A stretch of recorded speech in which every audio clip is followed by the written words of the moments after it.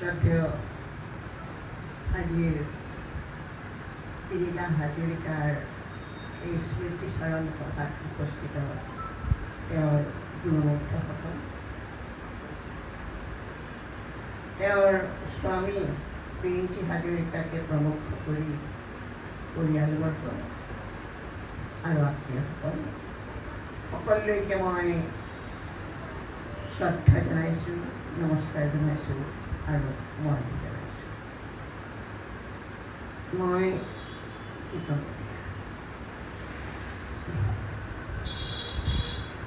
সেইদিনা আছিল 17 জুলাই বুধবাৰ। ৰাতিপুৱা 4:30 বজাত শুই উঠি মই আমাৰ ঘৰটোৰ আগফালে ওলাই গৈছিলোঁ খোজকঢ়াৰ উদ্দেশ্যে। প্ৰকৃতিৰ সৌন্দৰ্যই মোক মুগ্ধ কৰিছিলে। ইমান যে ধুনীয়া চাৰিওফালৰ প্ৰকৃতি, মনলৈ ভাৱ আহিছিলে এই ধুনীয়া পৃথিৱীখন এৰি থৈ সঁচাকৈ এদিন আমি গুচি যাম নেকি? কেনেকৈ যামগৈ বাৰু? যাব পাৰিমনে? 8টা বজাত গুৱাহাটীৰ পৰা মোৰ ছাত্ৰী মীনাক্ষী মল্লিকৰ ফোন আহিল। বিনীতা বাইদেউ আৰু নাই। চক খাই গ'লোঁ। কি গ'লগৈ? ইমান ধুনীয়া পৃথিৱীখনৰ মোৰ হেৰি বিনীতা আঁতৰি গ'ল।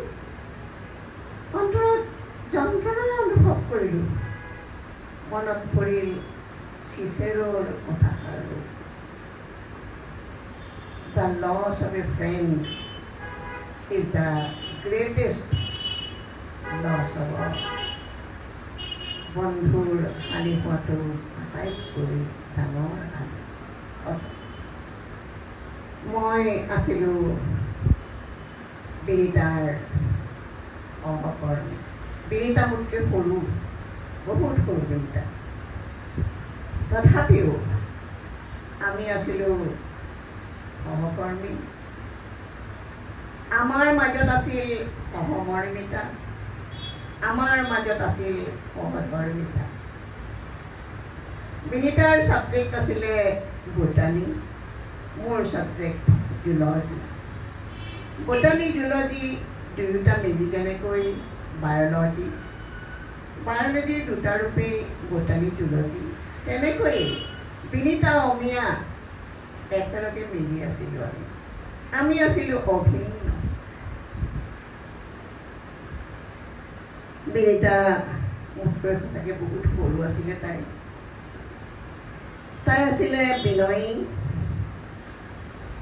বৰ নম্ৰ আৰু সদায় হাস্যমুখীয়া। এই মুখখন যে দেখিছে, মই ভাবা নাই বিনীতা আমাৰ পৰা আঁতৰি গৈছে বুলি। এই এনেকুৱাই তাই, সকলোৱে ভাল পায় তাই। ইমান নম্ৰ, ইমান বিনয়ী, ইমান নীতিভাষী, সকলোৰে লগত ব্যৱহাৰ ইমান ভাল। আমি একেলগে কাম কৰিছিলোঁ বহু বছৰ। কিমান বছৰ মোৰ মনত নাই, 15 বছৰ, প্ৰায় 15 বছৰ। সেই দিনবোৰৰ স্মৃতি মোৰ মনলৈ আহে। কিমান যে মধুৰ আছিল সেই দিনবোৰ। একেলগে কিমান আলোচনা কৰিছিলোঁ আমি, কিমান কলেজ উইক, ফ্ৰেচাৰ্ছ ছ'চিয়েল, কলেজৰ বিভিন্ন পিকনিকবোৰ, এক্সকাৰ্ছনবোৰ, আকৌ যেতিয়া তেওঁৰ মন যায় আমাৰ ডিপাৰ্টমেণ্টলৈ আহে, মই তেওঁৰ ডিপাৰ্টমেণ্টলৈ যাওঁ, একেলগে কথা পাতোঁ। কিমান ভাল আছিলে দিনবোৰ। বিনীতাৰ দেখোন বেয়া বুলি ক'বলৈ একোৱেই নাই, তাই একো নাছিলে, সকলোৰে কাৰণে গ্ৰহণযোগ্য আছিলে বিনীতা। 2009 চনত মই অৱসৰ গ্ৰহণ কৰিলোঁ। বিনীতায়ো নিজৰ সময়ত অৱসৰ গ্ৰহণ কৰিলে। বিনীতা অৱসৰৰ পিছত বেছিভাগ তেওঁ গুৱাহাটীতে থাকিবলৈ ল'লে। আমাৰ মাজত দূৰত্ব আহিল। সেই দূৰত্ব কিন্তু স্থানিক দূৰত্ব, মানসিক দূৰত্ব নহয়। সেয়েহে সেইটো কথা অলিভাৰ ৱেণ্ডেল হোমছৰ ভাষাৰে ক'ব পাৰি, There is no friend like an old one. shared our past days. And no greetings like his welcome. There is no homage like his praise. হয়, তাই যেতিয়া আদৰণি জনাইছিলে সেইটো আছিলে মধুৰ, তাই যেতিয়া প্ৰশংসা কৰিছিলে সেইটো আছিল মধুৰ। বিনীতাৰ কোনেও বেয়া নকৰে, কোনো ছাত্ৰ ছাত্ৰীয়ে বেয়া নকৰে, কোনো শিক্ষক শিক্ষয়িত্ৰীয়ে বেয়া নকৰে। তাই আছিলে এগৰাকী বৰ চিনচিয়াৰ শিক্ষয়িত্ৰী, চিনচিয়াৰ। সেয়েহে বিনীতা আছিলে অতুলনীয়, কিন্তু তাই হঠাতে আমাক এৰি গুচি গ'ল। সহ্য কৰিব পৰা নাই মই। অন্তৰত বেদনা, অন্তৰত যন্ত্ৰণা। হয়, যন্ত্ৰণা। মই সেইকাৰণে শ্ৰাদ্ধ দহা একোতে অহা নাই, যন্ত্ৰণা অনুভৱ কৰিছোঁ। কোনে নকৰিব যন্ত্ৰণা অনুভৱ? ৰাছিয়াৰ এসময়ৰ প্ৰিমিয়াৰ ষ্টেলিন, তেওঁকতো সকলোৱে লৌহ মানৱ বুলি কৈছিলে। তেওঁ আছিলে লৌহ মানৱ, কিন্তু সেই লৌহ মানৱ ষ্টেলিনো এসময়ত যেতিয়া তেওঁৰ পত্নীৰ বিয়োগ হৈছিলে, তেওঁ শোকস্তব্ধ হৈ পৰিছিলে।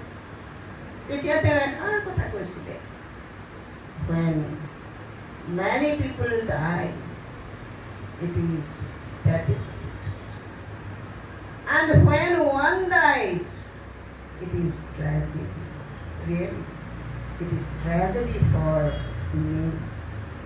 মোৰ কাৰণে এইটো ট্ৰেজেডি। আমি বেদনাহত হৈছোঁ, আমি হতাশাগ্ৰস্ত হৈছোঁ। কুইন এলিজাবেথে কৈছিলে, the grief is the price we are paying for our love to her.